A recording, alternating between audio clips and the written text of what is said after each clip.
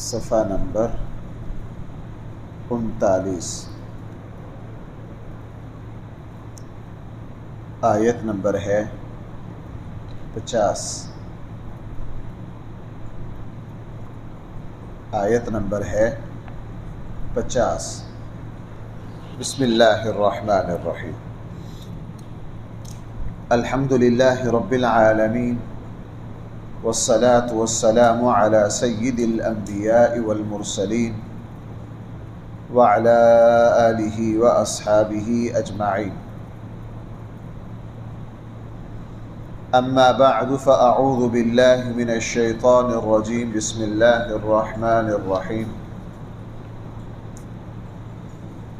قل لا اقول لكم عندي خزائن الله ولا اعلم الغيب ولا اقول لكم اني ملك ان اتبع الا ما يوحى الي قل هل يستوي الاعمى والبصير افلا تتفكرون وأنذر به الذين يخافون أن يحشروا إلى ربهم ليس لهم من دونه ولي ولا شفيع لعلهم يتقون۔ صدق اللہ مولانا۔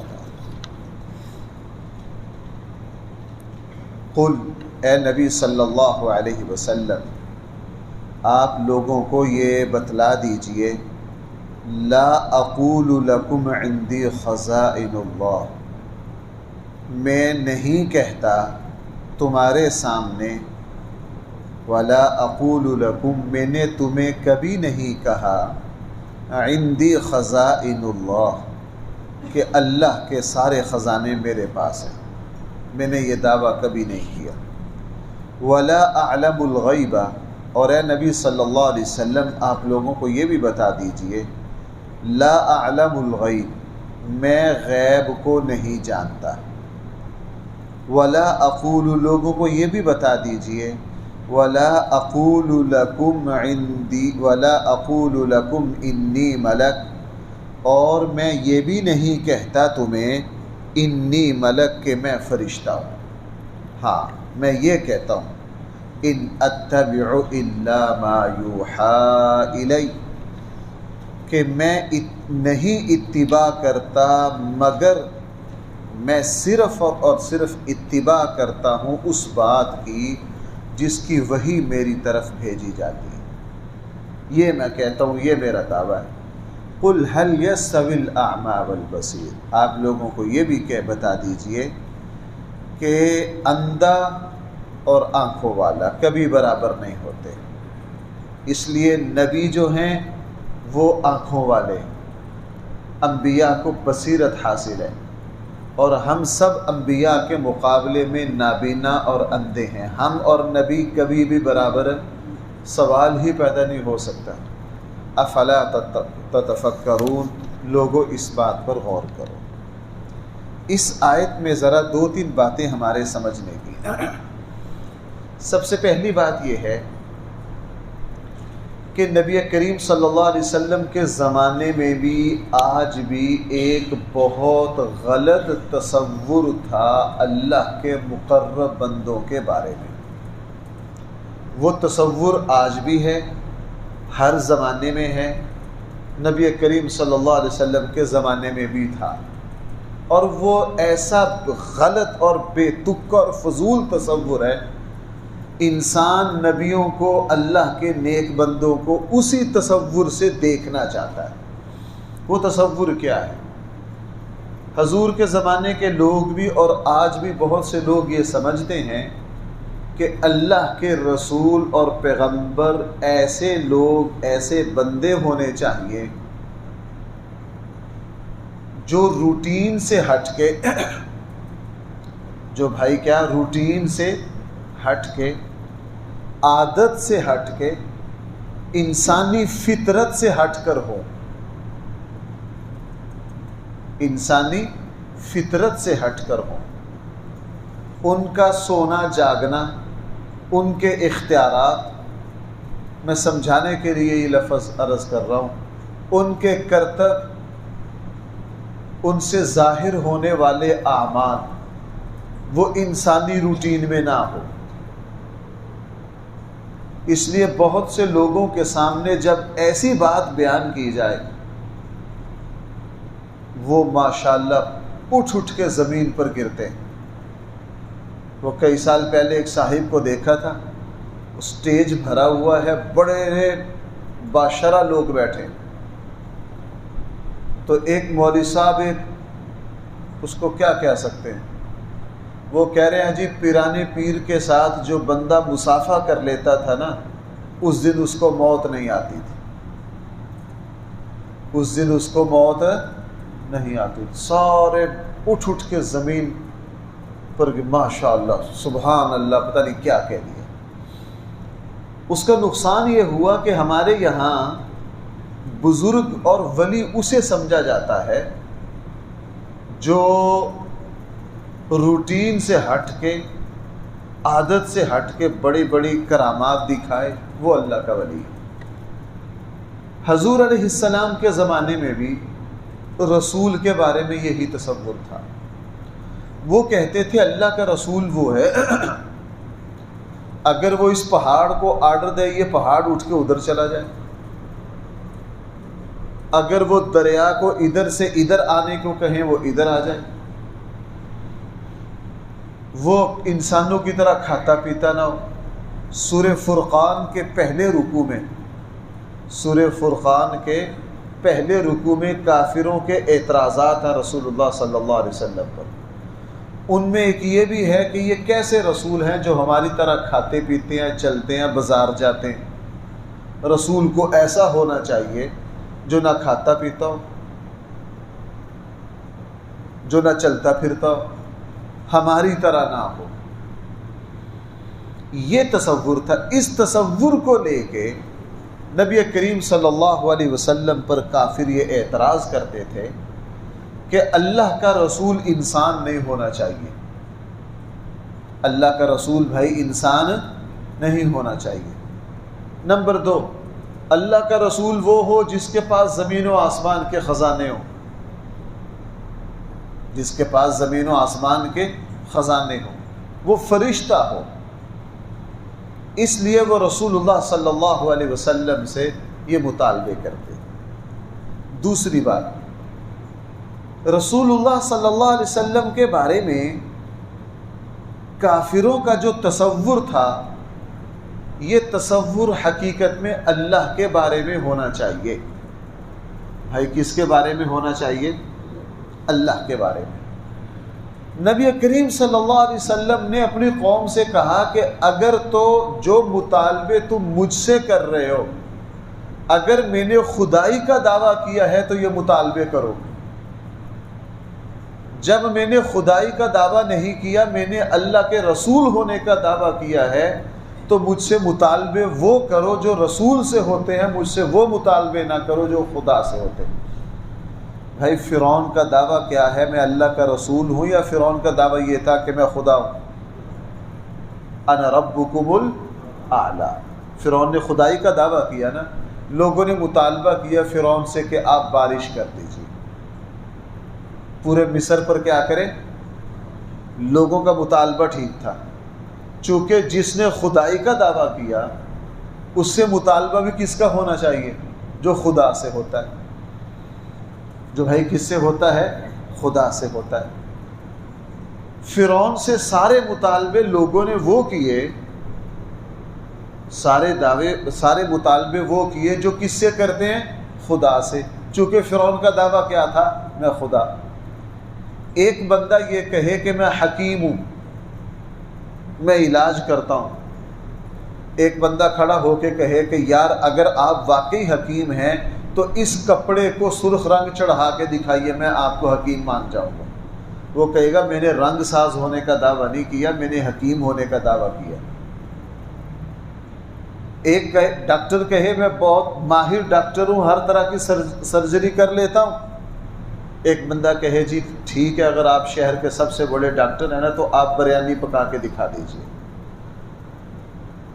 آپ کیا کریں؟ بریانی پکا کے دکھا دیجئے۔ وہ کہے گا جناب میں نے شہر کے کک ہونے کا، بڑے کک ہونے کا دعویٰ نہیں کیا، میں نے تو ڈاکٹر ہونے کا دعویٰ کیا۔ نبی کریم صلی اللہ علیہ وسلم نے قوم سے کہا میں اللہ کا رسول ہوں۔ میں کیا ہوں؟ اللہ کا رسول ہوں۔ رسول سے دعویٰ مطالبہ کس بات کا کیا جائے گا؟ آپ کے اوپر جو اللہ کا کلام اترا ہے وہ سناؤ، آپ پر جو وحی اترتی ہے سناؤ۔ آپ اگر اللہ کے رسول ہیں تو وہ کردار دکھاؤ جو رسولوں والا ہے۔ رسولوں کا کردار کیا ہوتا ہے؟ کبھی جھوٹ نہیں بولتے۔ رسولوں کا کردار کیا ہوتا ہے کہ وہ معاشرے کے سب سے زیادہ با اخلاق ہوتے ہیں، سب سے زیادہ شرم و حیا والے ہوتے ہیں۔ رسول اللہ صلی اللہ علیہ وسلم نے جب دعویٰ رسول ہونے کا کیا، ان نالائقوں نے اللہ کے نبی سے رسول ہونے کی دلیل نہیں مانگی۔ اللہ کے رسول یہ کہہ رہے ہیں میں اللہ کا رسول ہوں، اور مطالبہ کر رہے ہیں وہ جو کس سے کیے جاتے ہیں؟ خدا سے۔ بھائی جو کس سے کیے جاتے ہیں؟ خدا سے۔ اسی لیے بہت سے لوگوں نے، بہت سے نہیں، بہت بڑی تعداد نے اللہ کے نبی سے وہی مطالبہ کیا بھائی جو کس سے کیا جاتا ہے؟ رسول سے۔ مثلا ایک صاحب آئے، اس نے کہے آپ کون ہیں؟ اور پہلے کہہ دیا انہوں نے میں آپ سے سخت سوال کروں گا۔ رسول اللہ صلی اللہ علیہ وسلم فرمایا کر لیجئے۔ آپ کون ہیں؟ رسول اللہ صلی اللہ علیہ وسلم نے ان سے فرمایا میں اللہ کا رسول ہوں۔ آگے سے انہوں نے بڑے غصے سے کہا جو اللہ کا رسول ہوتا ہے اس پر وحی اترتی ہے، تمہارے اوپر وحی اترتی ہے؟ رسول اللہ صلی اللہ علیہ وسلم فرمایا ہاں، اللہ کے رسولوں پر احکامات آتے ہیں، کیا آتے ہیں تمہارے اوپر؟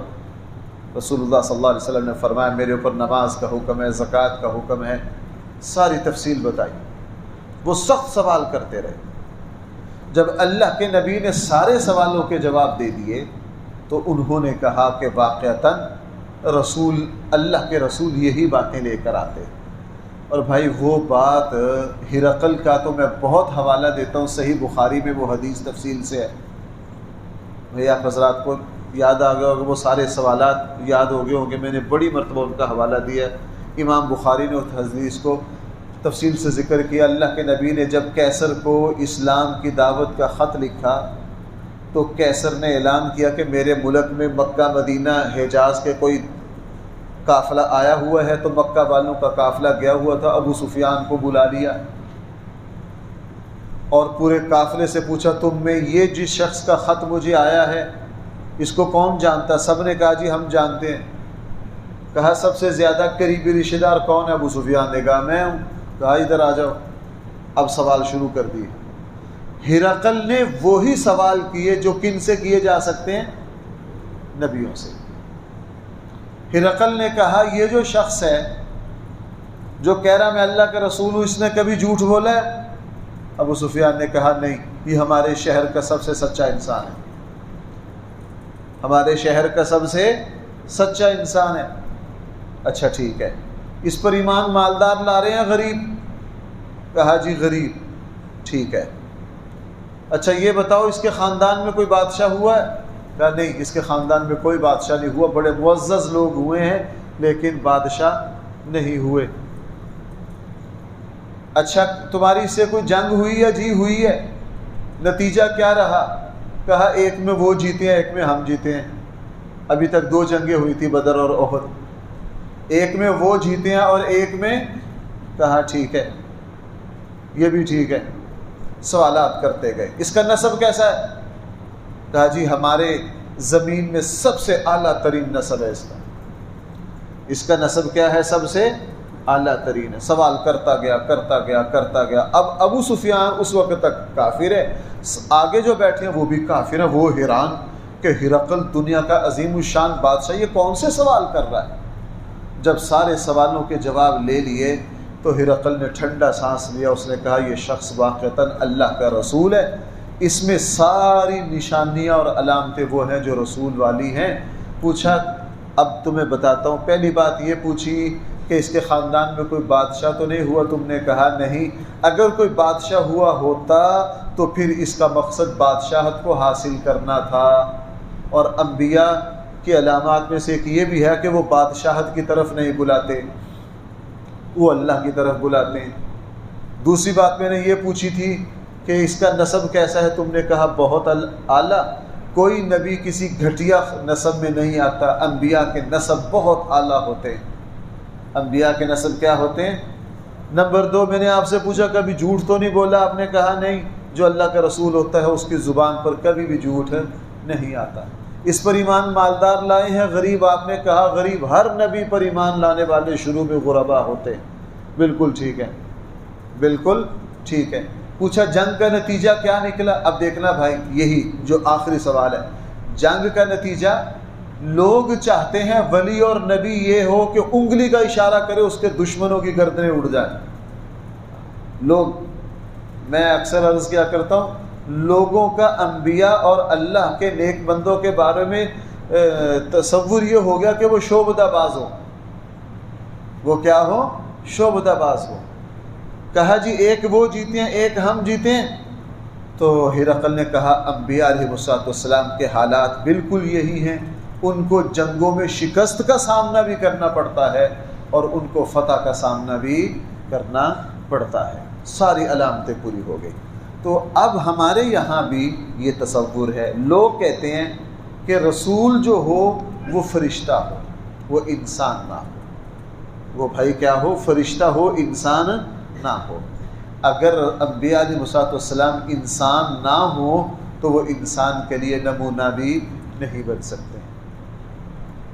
باقی رہا خزانے، قرآن نے 2 ٹوک کہہ دیا کہ نبی جی آپ کہہ دیجئے میرے پاس خزانے، اگر رسول اللہ صلی اللہ علیہ وسلم کے پاس سارے خزانے ہوتے تو ایسا نہ ہوتا کہ رسول اللہ، حضرت عائشہ فرماتی ہیں کہ ہمارے گھر ایک مہینہ چراغ نہیں جلتا تھا، اس لیے کہ ہمارے چراغ میں تیل۔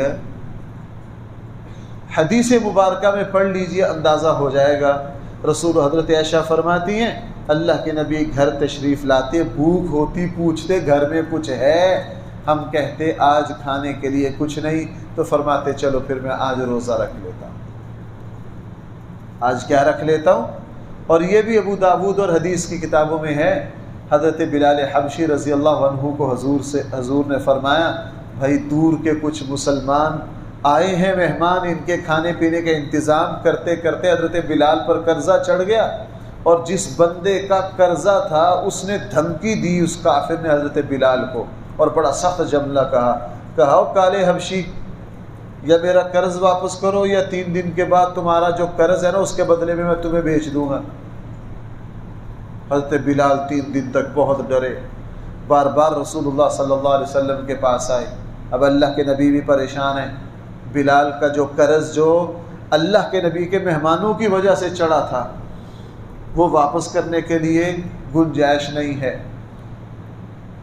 حضرت بلال پر وہ وقت آیا کہ حضرت بلال نے کہا اللہ کے نبی میں کہیں جا کر چھپ جاؤں، میں کہیں جا کر چھپ جاؤں، ایسا نہ ہو مجھے پکڑ کے بیچ دیا جائے۔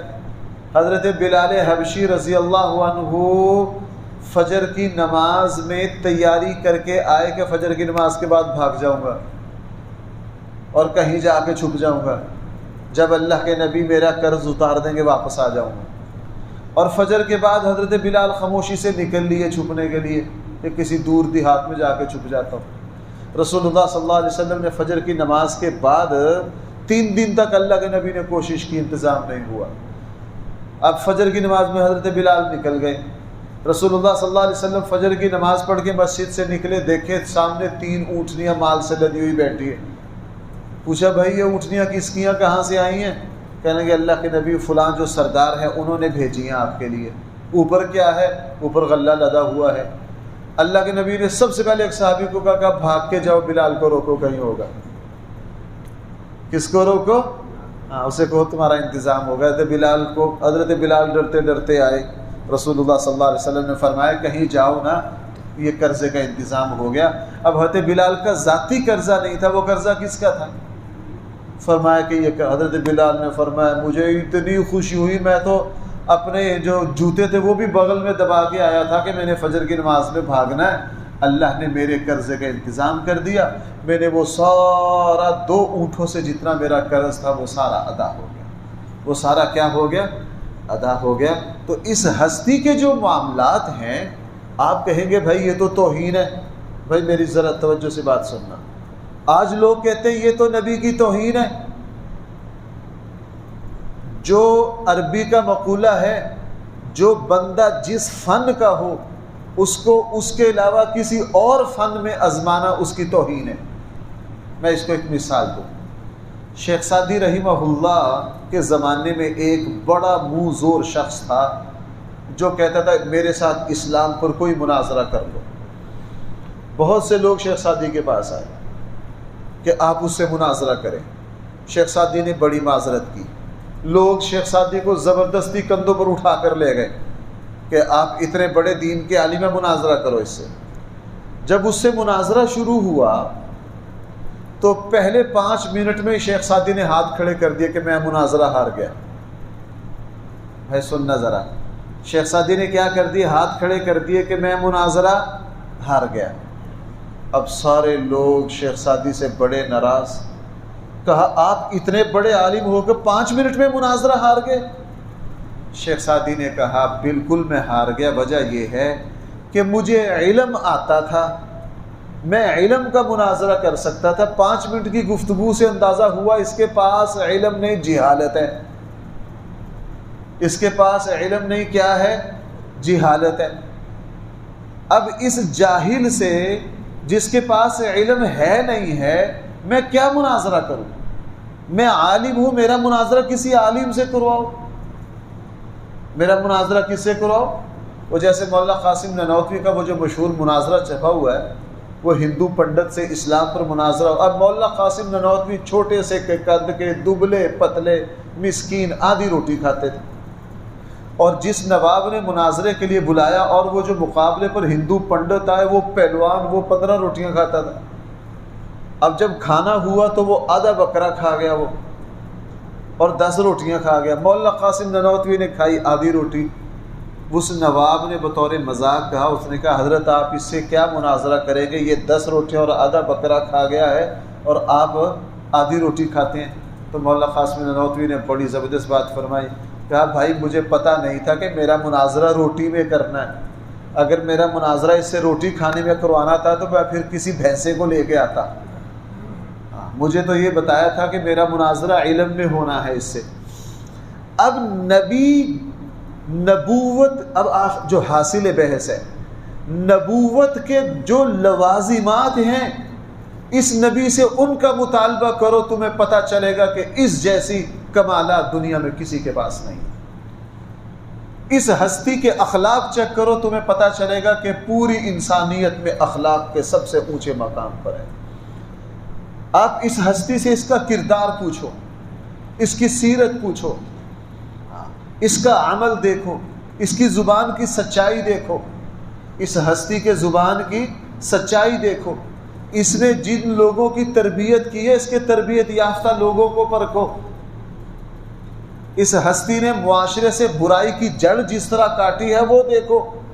ایک مصلح، ایک داعی سے جو کچھ مطالبہ ہوتا ہے وہ مطالبہ کرو۔ اس لیے جب ہم یہ کہتے ہیں نا کہ قرآن یہ کہہ رہا ہے کہ میرے پاس دنیا کے خزانے نہیں ہیں، میں غیب نہیں جانتا، میں فرشتہ، لوگ کہتے ہو تم نبی کی توہین کر رہے ہو، تم کیا کر رہے ہو؟ نبی کی توہین کر رہے ہو۔ بھئی اللہ کی کتاب کہہ رہی ہے، اللہ کی کتاب کہہ رہی ہے یہاں جن باتوں کا اللہ کے نبی نے کہا یہ میں نہیں ہوں، اس لیے کہ یہ باتیں کس کی ہیں؟ اللہ کی ہیں۔ یہ باتیں کس کی ہیں؟ یہ اللہ کی ہیں۔ ان باتوں کا مطالبہ خدا سے کرو، جا کے اس خدا کو کہو کہ تیرے پاس کچھ نہیں ہے، تو خالی ہے، وہ خدا تمہیں بتائے گا۔ کیوں بھائی؟ جو اللہ تعالیٰ کو یہ کہے گا وہ بچے گا؟ سوال ہی پیدا نہیں ہوتا۔ اس خدا کو ذرا کہہ کے دیکھو کہ آپ کچھ نہیں کر سکتے، آپ بے یار و مددگار ہیں۔ اگر زمین کو ایک جھٹکا دے کے اس نے علاقے کے علاقے زلزلہ سے نہ ہلا دیے، اس لیے رسول اللہ صلی اللہ علیہ وسلم نے 2 ٹوک فرمایا، آپ لوگوں کو کہہ دیجئے میں غیب نہیں جانتا۔ آپ لوگوں کو کہہ دیجئے اندی خزائن اللہ، میرے پاس اللہ کے خزانے نہیں ہیں، اللہ اپنے خزانوں کو خود مالک ہے، وہ جس کو چاہتا ہے دیتا ہے، میں خزانوں کا مالک نہیں ہوں۔ بھائی اگر میں سچ کہوں شاید یہ بات سمجھ میں نہ آئے، نبی اللہ کی بارگاہ میں یہ کہتے ہیں کہ اے اللہ میں آپ کا 100% محتاج ہوں، میں آپ کا کیا ہوں 100%۔ اگر کسی کو یقین نہ آئے، اللہ کے نبی کی مانگی ہوئی دعاؤں کا حسن حسین لے لیجئے، اللہ کے نبی کی مانگی ہوئی دعاؤں کا ترجمہ۔ اللہ کے نبی فرما رہے ہیں ناصیتی بیدک، اے میرے اللہ میری پیشانی کے بال آپ کی گرفت میں ہیں، انا عبدک، میں آپ کا بندہ ہوں، وابن امتک، آپ کی لونڈی کا بچہ ہوں۔ کس کا بیٹا ہوں؟ ناصیتی بیدک، میری پیشانی آپ کے ہاتھ میں ہے۔ نبی کریم صلی اللہ علیہ وسلم اللہ سے دعا مانگ رہے، اے اللہ میری دائیں سے حفاظت فرما، بائیں سے حفاظت فرما، اوپر سے حفاظت فرما، نیچے سے حفاظت فرما۔ بھائی حفاظت کی دعا وہ کرتا ہے جو محتاج ہو یا وہ کرتا ہے جو محتاج نہ ہو؟ اللہ کے نبی صلی اللہ علیہ وسلم کی ساری دعاؤں کے ترجمے پڑھ لیجئے، وہ بتائیں گے کہ اللہ کے نبی جو ہیں وہ 100% کس کے محتاج ہیں۔ بدر کی رات میں جب مشکل حالات آئے تو اللہ کے نبی سجدے میں جا جا کے آنسو بہاتے رہے، اور بہانے بھی چاہیے تھے، اللہ کو وہی پسند آئے۔ اس لیے دو ٹوک کہہ دیا، آپ لوگوں کو کہہ دیجئے قُلْ لَا أَقُولُ، میں نے کب کہا ہے تمہیں کہ میرے پاس اللہ کے خزانے ہیں، وَلَا أَعْلَمُ الْغَيْبَ، میں غیب کا علم نہیں رکھتا۔ اب یہاں ایک بات سمجھ لیجئے، اس پر اتفاق ہے کہ کائنات میں پوری انسانیت میں سب سے بڑے عالم کون ہیں؟ بھائی ہمارے آقا صلی اللہ علیہ وسلم، سب سے بڑے، ساری انسانیت کا علم ملا لیا جائے وہ نبی کریم صلی اللہ علیہ وسلم کے سامنے ذرے کی حیثیت بھی نہیں رکھتا۔ یہاں توبہ نعوذ باللہ، توبہ نعوذ باللہ، توبہ نعوذ باللہ، یہ نہیں کہا جا رہا کہ نبی کریم صلی اللہ علیہ وسلم جاہل ہیں، توبہ نعوذ باللہ، یہ نہیں کہا جا رہا، یہ کہا جا رہا ہے کہ آپ کے پاس غیب کا علم نہیں ہے۔ اب یہاں ایک بات سمجھیے، اللہ جل جلالہ نبی کو سب سے زیادہ علم دیتے ہیں، حضور سب سے بڑے عالم تھے۔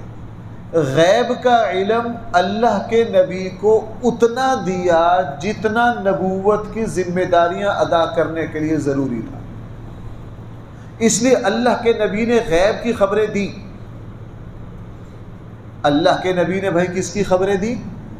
جہاں جہاں غیب کی خبر کی ضرورت پڑتی حضرت جبرائیل آ کے بتا دیتے۔ بھائی اللہ کے نبی نے جنت اور جہنم، مستقبل میں پیش آنے والی پیشن گوئیاں کی کہ نہیں؟ جتنی غیب کے علم کی ضرورت پڑتی اللہ جل جلالہ حضرت جبرائیل کے ذریعے حضور علیہ السلام کو بتلا دیتے۔ قرآن میں 3 مثالیں ہیں۔ لوگوں نے پوچھا اصحاب کہف کون ہیں؟ اللہ کے نبی کو اس کا علم نہیں تھا، اب یہاں غیب کی خبر کی ضرورت تھی، حضرت جبرائیل آئے، اصحاب کہف پر بھائی پوری صورت آ گئی کہ نہیں قرآن میں۔ لوگوں نے پوچھا ذوالقرنین کون ہے؟ قرآن میں سورہ کہف میں۔ اللہ کے نبی کو اس کا پتہ نہیں تھا، جبرائیل آئے، ذوالقرنین کا پورا ایک آدھا رکوع آ گیا، اللہ کے نبی نے پڑھ کے سنا دیا۔ انہوں نے پوچھا رسول اللہ صلی اللہ علیہ وسلم سے روح کیا ہے؟ کافروں نے بہت سے سوال کیے، اللہ کے نبی کو ان کا علم نہیں تھا، جبرائیل نے آ کے بتا دیا۔ اب 2 باتیں ہو گئی، اللہ کے نبی پوری انسانیت میں سب سے زیادہ علم حضور علیہ السلام کے پاس ہے، غیب کا علم جتنا نبوت کے لیے ضروری تھا حضرت جبرائیل اور اللہ نے اتنا دے دیا۔ اتنا کیا کر دیا؟ باقی رہا کہ رسول اللہ صلی اللہ علیہ وسلم کو بھی غیب کا ویسا ہی علم ہے جیسے اللہ کو، یہ بات بالکل غلط ہے، یہ بات بالکل غلط ہے۔ اس کے بہت سے دلائل ہیں، جتنی بات میں نے عرض کی ہے اتنی کافی ہے۔ وَلَا أَعْلَمُ الْغَيْبَ، میں نہیں کہتا کہ میں غیب جانتا ہوں، وَلَا أَقُولُ لَكُمْ إِنِّي مَلَكٌ، اور میں تمہیں یہ بھی نہیں کہتا کہ میں فرشتہ ہوں، إِنْ أَتَّبِعُ إِلَّا مَا يُوحَىٰ۔ میں نے ایک صاحب سے سنا، وہ اس آیت پر یہ دلیل دے رہے تھے کہ یہ بات اللہ کے نبی بطور عاجزی کے کہہ رہے ہیں۔ جیسے کوئی بندہ کہتا نا یار میں تو فقیر آدمی ہوں، کہتا ہے یہ تو عاجزی کے لیے کہہ رہے ہیں، یہ حقیقت نہیں ہے۔ بھائی یہ اللہ کہہ رہے ہیں، یہ کون کہہ رہے ہیں؟ دوسری جگہ جہاں ان باتوں کا ذکر ہے وہاں حضور کے ارشاد کا ذکر نہیں ہے۔ سورہ کہف میں ہے کہ سارے کے سارے خزانے اللہ کے پاس ہیں، وہاں یہ نہیں ہے کہ نبی جی آپ کہہ دیجئے۔ دوسری جگہ یہ ہے کہ سارے غیب کا علم اللہ جانتا ہے، وہاں یہ نہیں ہے کہ اللہ کے نبی آپ کہہ دیجئے۔ اگر یہاں یوں کہہ سکتا ہے کیونکہ یہ اللہ کے نبی عاجزی کے لیے کہہ رہے ہیں، تو دوسری جگہ تو اللہ کے نبی کا قول نہیں ہے، وہاں تو کس کا ارشاد ہے؟ وہاں تو سیدھا سیدھا اللہ کا ارشاد ہے، پھر وہاں کیا کرو گے؟ ان اتبع الا، ہاں میرے پاس وہی آتی ہے۔ یہ سب سے بڑا اعزاز ہے بھائی، یہ کیا ہے؟ سب سے بڑا اعزاز ہے۔ اسی لیے اللہ کے نبی اور عام انسان ہرگز برابر نہیں۔ ہم سارے انسان مل کے نبی کریم صلی اللہ علیہ وسلم کے قدموں کی خاک کے برابر نہیں ہو سکتے، چونکہ ہمارے آقا صلی اللہ علیہ وسلم پر وحی اترتی ہے۔ بھائی کیا اترتی ہے؟ وحی اترتی ہے۔ قل هل يستوي الاعمى والبصير، کوئی کہہ سکتا ہے کہ پھر ہم میں اور نبی میں کیا فرق ہے؟ اللہ کے نبی بھی غیب نہیں جانتے، ہم بھی غیب نہیں جانتے، اللہ کے نبی کے پاس بھی غیب کے خزانے۔ کوئی کہہ سکتا ہے؟ یہاں بتا دیا جناب اپنی اوقات میں رہو، تم اندھے ہو اور نبی کیا ہیں؟ بینا ہیں، آنکھوں والے ہیں۔ نابینا اور بینا کبھی بھی برابر۔ ان باتوں سے کوئی یہ نہ کہہ دے کہ نبی ہم جیسے ہیں۔ توبہ توبہ توبہ، ہماری کیا اوقات ہے؟ ہم رسول اللہ صلی اللہ علیہ وسلم، میں بار بار عرض کر رہا ہوں، ہم تو رسول اللہ صلی اللہ علیہ وسلم کے جوتوں کے برابر نہیں اپنے آپ کو سمجھتے۔ ہمارا علم اکٹھا کر لیا جائے، ہم سب کا علم، تو رسول اللہ صلی اللہ علیہ وسلم کے علم کے ذرے کو نہیں پہنچ سکتے۔